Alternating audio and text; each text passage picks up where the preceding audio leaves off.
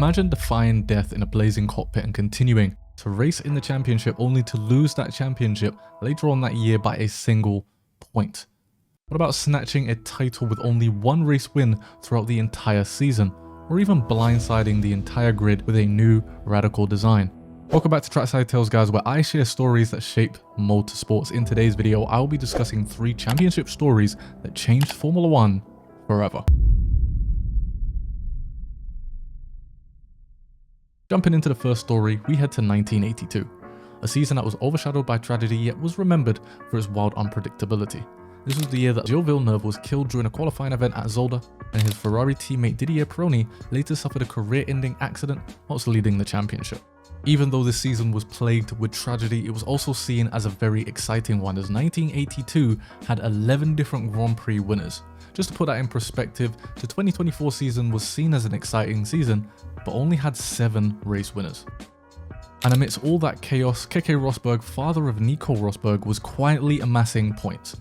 Remarkably, going into the 1982 season, Keke Rosberg had had 0 Grand Prix wins, and by its conclusion, he had clinched the title with just a single victory. Held at the Dijon Honestly, I don't know how to pronounce this track. In France, due to Switzerland's motorsports ban, Rosberg ended the year with just 44 points, outscoring Pironi, who was stuck at 39 after his accident, for beating him by just 5 points. This season, this story would go on to change Formula 1 forever, as it highlighted the focus on consistency and reliability. Rosberg's success underlined the importance of scoring points in every single race rather than relying on occasional dominance. This influenced how teams strategized for points later on in each upcoming season. And on top of that, the loss of Gilles Villeneuve and the near-fatal accident of Didier Pironi reinforced F1's push for stronger driver protection and helped pave the way for safer car designs in the following decades.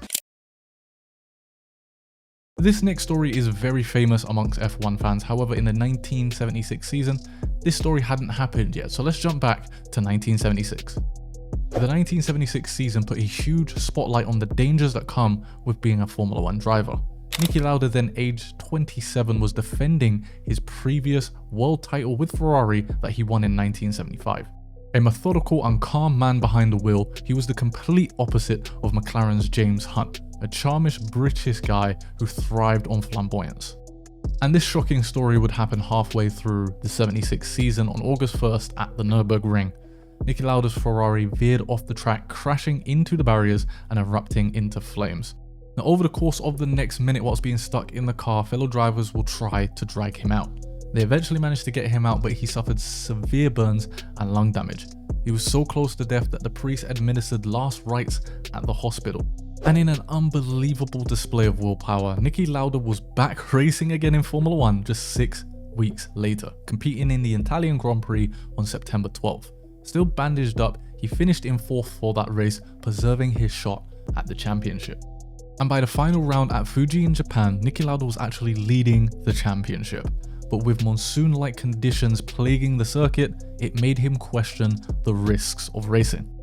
After just 2 laps, Niki Lauda decided to retire the car, later explaining that he valued his life over the world title.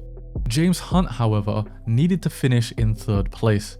And charging through the monsoon conditions and the rest of the field, James Hunt would finish in exactly 3rd place, securing the championship by 1 single point. He would finish that season with 69 points to Niki Lauda's 68. Niki Lauda's story would then change F1 forever, as that accident and survival placed driver safety under a worldwide spotlight. Circuits like the Nürburgring faced major scrutiny, and F1 pushed harder to improve track safety and driver safety. And on top of what happened at the Nürburgring, Lauda's later decision to withdraw from the final race at Fuji also highlighted a driver's right to assess the track conditions and actually decide whether or not it's actually safe enough to race. Now, from Niki Lauda in 1976, we jump 3 decades to 2009 with Jenson and Brawn GP. This season proved that fairy tales can still happen in modern motorsports. At the end of 2008, Honda shocked the world by withdrawing from Formula One due to the global financial crisis. This left hundreds of employees and even drivers such as Jenson Button and Rubens Barrichello on the brink of unemployment.